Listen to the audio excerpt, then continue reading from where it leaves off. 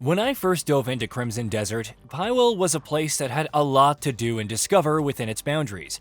I'm not going to dwell too long on all of its flaws, but the one complaint that continued to crop up in discourse about the game was that Pywel felt empty as you neared the endgame, with no one to use any new Abyss gear on once you exerted your control over regions occupied by hostile factions. What I am going to dwell on is how complaints, both minor and major, have now been made redundant thanks to a rapid cycle of patches and updates. The issue of Pywel feeling empty once you liberated all occupied areas and beat all the bosses? That one just got addressed last week, with boss rematches and the reoccupation of liberated areas now a part of Pywel's charm. It made me wonder about how what was supposed to be a single-player experience that got quieter the more you completed it has become a sort of hybrid live service title without the trappings of microtransactions, season passes, and the like. It's almost as if the developer is trying to make the world feel incomplete again, and in a good way. It's treating Pywel like a world that continues to react to you long after you've rolled the credits on the main story, and perhaps even cleared out most of its map. Why do I feel that way? Well, that's what we're here to discuss. Let's roll. A world that pushes back. Let's get the obvious stuff out of the way. Yes, there have been a ton of patches rolled out in what I would say is a record time in comparison to other studios. Yes, they've addressed several quality of life issues that were major complaints, such as clunky controls, a lack of balance between Cliff, Damiane, and Unka, performance problems, and inventory management issues that adversely affected the experience. Those are all gone now, and I'm going to leave them in the past where they belong. What interests me is the way that Crimson Desert looks like it's building a future for Pywel that I wouldn't have even considered if not for the evidence in front of me. The latest patch makes me wonder if the developer is borrowing the philosophy of a live service model and applying it to a single-player title. It's bringing a sort of responsiveness to Pywel that's very welcome for Greymanes who continue to frequent it, and will probably continue to do so until it has no secrets left to unearth. The rematch system is the first stop on this particular train of thought. The boss designs in Crimson Desert are absolutely brilliant for the most part, a sentiment echoed in almost all critical analysis of the game across the board. I've previously said that their unique gear should not be discoverable in the open world, but the fact that you can now battle them as Damiane and Unka in places where only Cliff can take them on is a very welcomed addition. And there are a couple of reasons for why I think so.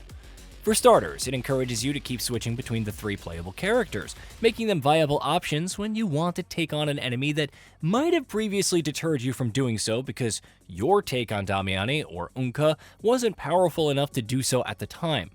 Well, you can now go back and play each fight over and over till your heart's content. Second, it encourages you to take advantage of the fact that you could switch your loadout with a single visit to the nearest witch, letting you completely change how any of your characters feel when conflict occurs. You could, in theory, test out multiple builds on a boss that you're comfortable with, allowing you to see your ideas in action before you choose to commit to a particular loadout. The fact that you now get to extract resources spent on upgrading gear coming in the last update is a fine addition to the entire rematch system. Of course, all of these points I'm making apply to the reblockade system too, but the added advantage there is that you can now farm Abyss artifacts with abandon if you choose so, especially since there are ways to control how the system works that I'm getting to shortly. You now get to look and feel like your best every time you unsheath your weapon to take on anybody foolish enough to challenge a Greymane. Aside from the gameplay, I think that the reblockade feature makes Pywel feel more alive in terms of how the narrative has framed things. It was hard to believe that so many factions just meekly walked away from their strongholds with their tails tucked between their legs after a sound beating. Granted, the thought of a single individual taking down literal armies might give me pause if I were considering fighting the said individual again. But the fact that enemies now don't take their losses quietly makes Pywel a very interesting place to be. What's very interesting about these two systems is that they have made Pywel a place where conflict now feels like a permanent part of its landscape.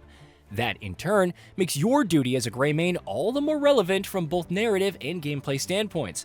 But nothing about all of this could be classified as weird or strange, right? Hold that thought.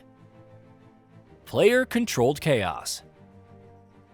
While it's good that the developer is making Pywel become a world that consistently pushes back against your actions, it's equally important that none of the new changes are forced onto its players.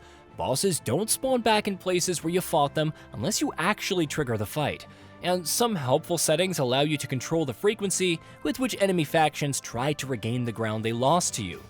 It's an important factor as it allows the game to be dynamic without sacrificing player agency in the process, which is a major part of Crimson Desert's draw in the first place.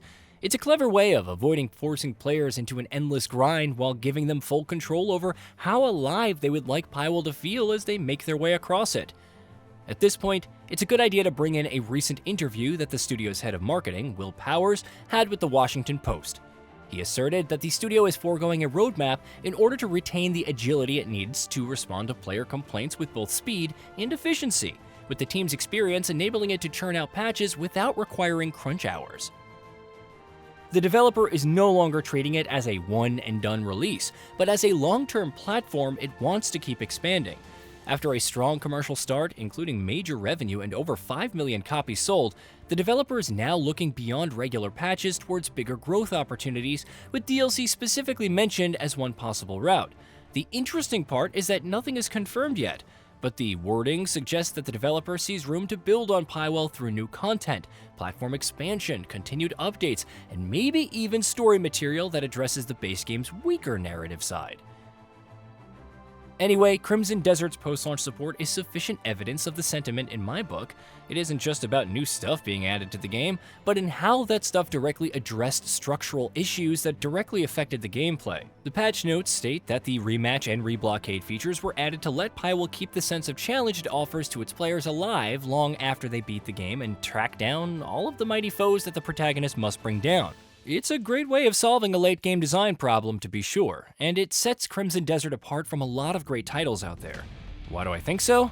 Well, most titles roll out of a release build, add in a few patches and fixes, and then remain largely static for a while before they get new content via DLC.